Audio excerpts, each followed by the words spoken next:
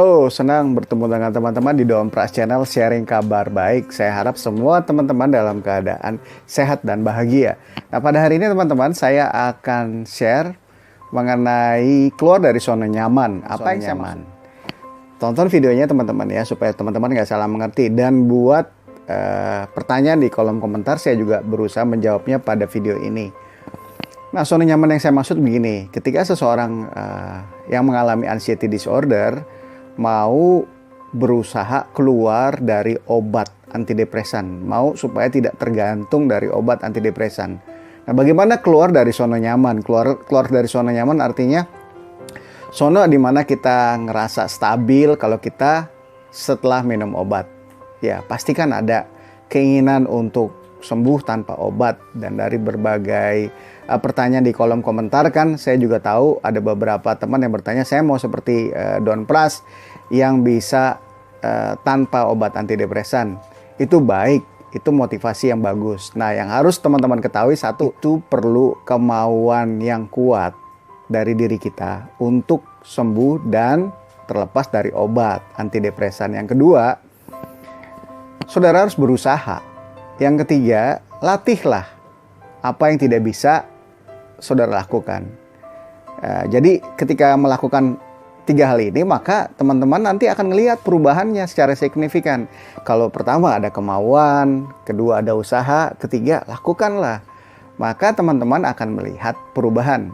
Ya, jadi kita harus tahu bahwa kemauan itu akan mendorong kita untuk melihat perubahan. Nah, kalau ada kemauan yang kuat ya, disertai dengan doa dan iman, maka akan terjadi perubahan. Yang kedua, teman-teman, ada usaha. Nah, ini usaha nih. Teman-teman nggak bisa duduk diam menginginkan kesembuhan dari anxiety. Teman-teman harus berusaha. Apa yang dimaksud dengan usaha tersebut? Usahanya harus dengan yang sederhana sebenarnya, teman-teman. Teman-teman bisa lakukan setelah nonton video ini. Apa itu? Artinya gini, teman-teman masukin semua memori bahagia di hati kita dan bawa apa yang di hati kita itu ke pikiran kita, sehingga kita bisa melihat apa yang baik dalam pikiran kita. Contoh, misal saya pernah mengalami ya, saya kan jadi tahu waktu saya ngalamin panik ya, saya senang tuh kalau di jalan ya, di motor gitu. Ketika di motor saya ngeliat orang bisa ketawa lepas itu, saya senang banget. Siapapun orang itu gitu, saya lihat terus saya jadiin sesuatu yang momen tersebut saya simpen dalam hati saya, terus saya bawa di otak saya gitu. Nah, itu harus dilakukan setiap hari. Bukan maksudnya di jalan gitu saudara ngelihat mana yang bahagia, enggak. Pokoknya saudara cari momen yang bahagia setiap saat yang membuat saudara bisa bahagia. Bisa setelah minum obat atau sebelum ya. Jadi dengan apa menaruh momen bahagia tersebut, teman-teman sebenarnya melakukan hal yang paling penting, yaitu merubah memori yang udah disimpan dalam otak kita yang jelek akan dirubah dengan yang baik. Nah, ingatlah ketika dopamin yang bahagia tuh menentukan kebahagiaan, saat yang menentukan kebahagiaan itu bertambah dalam otak kita dan serotonin juga berubah, itu akan membantu percepatan kesembuhan kita dari rasa cemas, dari apapun lah gitu. Itu akan membantu sekali gitu loh. Usaha-usaha itu jangan dianggap remeh, teman-teman ya. Teman-teman mau sembuh ya, tetapi harus ada yang dilakukan. Yang harus dilakukan adalah begini, agama apapun, ingatlah otak kita ini diciptakan sempurna. Nah, otak kita ini adalah neuroplastik kalau ada bahasa ilmiahnya. Artinya apa? Dia menyesuaikan dengan lingkungannya. Jadi kalau lingkungannya positif pula yang masuk dalam otak kita. Jadi ketika kita banyak dari sisi itu mengcapture atau menyimpan momen bahagia dalam hati dan membawa kepada pikiran, sehingga kita bisa istilahnya memvisualisasikan, membayangkan yang indah, itu akan membantu proses kita. Itu jangan dianggap sepele ya kan. Yang berikutnya saya akan coba jawab berbagai pertanyaan yang ada. Ada teman-teman yang bertanya, apa penyebab saya kena anxiety disorder. Kalau yang saya tahu, saya kan lama tinggal di luar negeri selama 23 tahun ya. Jadi mungkin ada adaptasi itu tidak semudah seperti teman-teman yang udah pernah di sekolah luar negeri gitu. Saya pernah ngalamin macet gitu dulu. Pernah ingat sih sekali saya macet tiba-tiba rasanya dada nggak enak gitu. Tapi ketika saya ngeliat di langit gitu, kan langit tuh luas tuh, rasanya tenang lagi. Ya kayak gitu tuh. Tapi itu gejala awal ya. Tapi yang gejala yang saya tahu yang menimbulkan rasa cemas itu ketika saya kecapean. Capean banget lah pokoknya.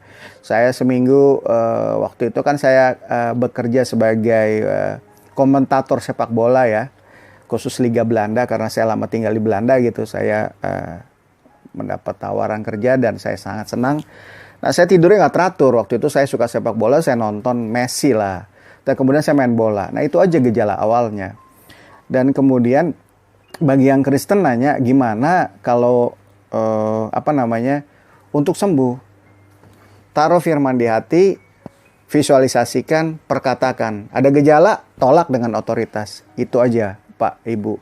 Jadi dengan video ini supaya teman-teman yang Kristen ngerti bahwa sederhana tapi powerful. Tapi ketika kita nggak lakuin, kita nggak dapat apa-apa. Kenapa? Karena apa yang kita tabur akan kita tuai.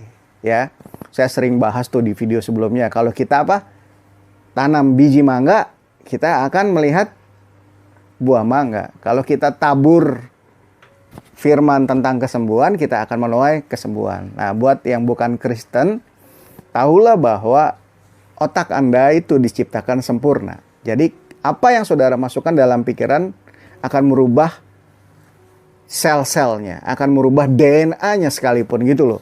Jadi, apa yang saudara lakukan dalam hal yang kecil pun akan berdampak besar. Jadi mulai hari ini ketika teman-teman udah nonton video ini, ubah aja. Misalnya teman-teman dada sakit, pikir aja pasti banyak pikiran. Nah pikiran itu dirubah, hati nggak senang. Pikir yang indah, kenapa? Itu akan mempengaruhi langsung syaraf di otak kita gitu. Karena pergerakan syaraf di otak kita luar biasa loh. Kita nggak lihat, tapi dalam secara ilmiah itu mencatat sebanyak 15.000 dan 400.000 syaraf yang akan tumbuh. Itu banyak sekali ya. Jadi teman-teman, saya tetap dukung, teman-teman tetap sehat. Dan untuk teman-teman yang baru nih, ada yang nanya, baru ke dokter, baru minum obat, ya nggak apa-apa, minum aja. Jangan ngerasa tertuduh, jangan ngerasa terintimidasi. Karena dokter psikiater itu menolong Anda dengan obat untuk menstabilkan keadaan Anda. Tapi Anda harus berusaha juga untuk membangun pola hidup yang baru. Pikiran sehat, tidur teratur. Kalau mesti minum obat, sebelum tidur minum aja. Tapi nanti pelan-pelan dibangun kebiasaan untuk misalnya jalan. Terus kalau nggak usah dipaksa. Kalau nggak bisa, ya jalan kecil aja di rumah keluar. Terus lihat yang indah. Udah pelan besokan lagi. Nanti pelan-pelan itu akan membuat yang tadinya sakit nggak sakit gitu. Saya harap video ini berguna buat teman-teman semuanya. Tetap semangat, salam sehat.